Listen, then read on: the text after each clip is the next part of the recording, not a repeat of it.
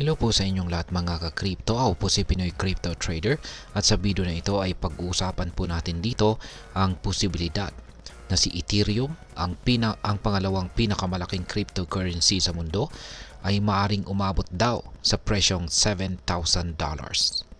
Pero paano ito mangyayari? Ano ang mga dahilan sa likod ng prediksyong ito? At higit sa lahat, paano po ito makakaapekto sa atin bilang mga Pinoy crypto traders or investors ni Ethereum? Kaya ayan po ang siyang ating pag-uusapan sa video na ito. Pero bago po tayo magpatuloy ay nais ko lamang po munang bigyang linaw ang aking disclaimer kung saan ang nilalaman po ng video na ito ay hindi po ito isang financial advice. For education and information purposes lamang po ang layunin nito. Ayan, simulan po natin sa kung ano ang sinabi ng analyst tungkol sa presyo ni Ethereum. Yan, ayon po kay Ginoong Ali Martinez, isa po siyang prominent crypto analyst, malaki ang posibilidad na mag-rally ng todo itong si Ethereum. Sa kanyang post nitong January 9 ay sinabi niya na kung babagsak ang presyo ni Ethereum sa presyong $2,900, ito'y maaring mag-trigger ng isang malakas na pag-akyat sa presyo na maaring umabot sa $7,000. Sa kasalukuyan, ang presyo po ni Ethereum ay nasa $3,300. Kaya ang prediction na ito ay nangangahulugan ng higit sa 110% na pagtaas.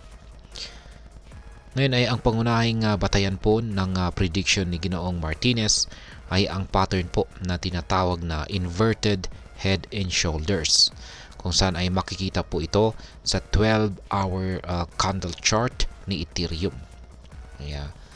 Ayan po ang inverted head and shoulder na nakita ni Ginoong Ali Martinez.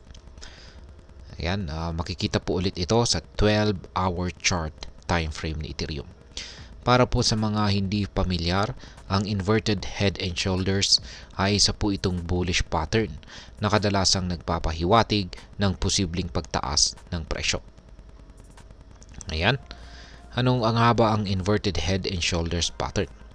Ayan, ang inverted head and shoulders pattern ay isang chart pattern na binubuo ng tatlong mga bahagi. Una ay ang left shoulder po nito.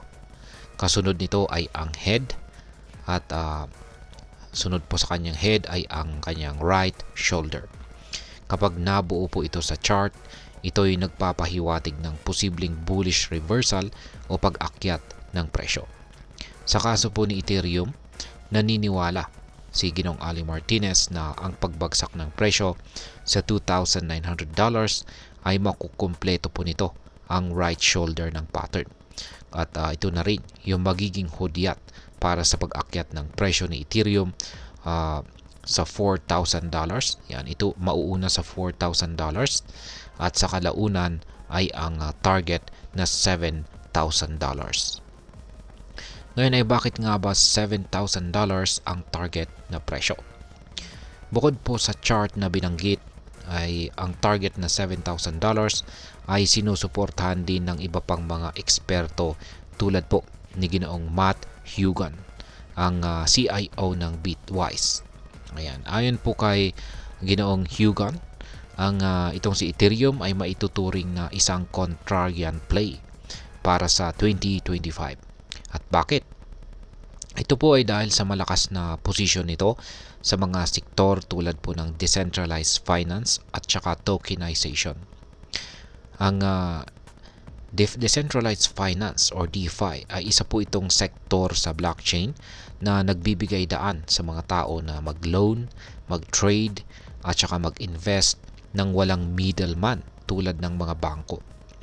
Sa kabilang banda, ang tokenization naman ay ang proseso ng pag-convert ng real-world assets tulad po ng real estate sa digital tokens na nasa blockchain. Ang dalawang sektor na ito ay dominated ng Ethereum. Kaya maraming analyst ang naniniwala na malaki pa ang potensyal nito. Ngayon ay ano po ang nangyari kay Ethereum naman kamakailan lamang? Yan, bagamat maraming magandang balita tungkol kay Ethereum, hindi pa rin naging madali ang taong 2025 para sa asset na ito. Matapos po ang mabilis na pag-akyat ng kanyang presyo nitong unang linggo ng taon, bumalik po ito sa pula or red zone, kung saan ang presyo ay bahagyang mas mababa sa opening price nito na 3,330.52. Ayan. Dagdag pa rito, si Ethereum ay patuloy po na nag-underperform kumpara kay Bitcoin at saka Solana sa nakalipas na 2 taon. Ang mga ganitong pangyayari ang dahilan kung bakit ang mga Ethereum holders ay nagiging tampulan ng memes at saka jokes sa social media. Ngunit kung totoo po ang prediction na $7,000, siguradong malaking ginhawa po ito para sa kanila. Ngayon ay ano naman po ang maaring maging epekto nito para sa atin bilang mga Pinoy crypto traders at investors ni Ethereum. Yan, kung mangyari po ang prediction ito, tiyak na maraming Pinoy na traders at investors ni Ethereum ang siyang makikinabang. Ang potensyal na higit sa 110% na pagtaas ng presyo ay maaari pong magbigay ng malaking kita sa mga naka-hold ng Ethereum. Ito rin ay maaring mag-encourage sa mas maraming Pinoy na mag-invest sa cryptocurrency, lalo na po rito kay Ethereum. Subalit mahalaga pong tandaan na ang cryptocurrency trading ay isa po itong high-risk investment. Ang prediction po ay hindi garantiya. Ang pagbagsak po ng presyo sa $2,900 ay maaari pong magdulot din ito ng panic selling. Kaya mahalaga po ang tamang strategy at saka risk management. At ngayon ay ano naman po ang aking masasabi tungkol dito. Ang balitang ito ay nagpapakita lamang ng isang bahagi ng masalimuot na mundo ng cryptocurrency. Bagamat exciting po ang prediction na ito, mahalaga pa rin ang pagiging maingat. Tandaan, ang trading at saka investing ay hindi lamang tungkol sa kita, kundi pati na rin sa tamang pag-handle ng risk. Kung ikaw ay isang Ethereum holder, maaaring magandang oportunidad ito upang magplano at mag-research pa ng mas mabuti. Sa mga hindi pa nakakapag-invest, siguraduhin na iintindihan mo ang market bago pumasok.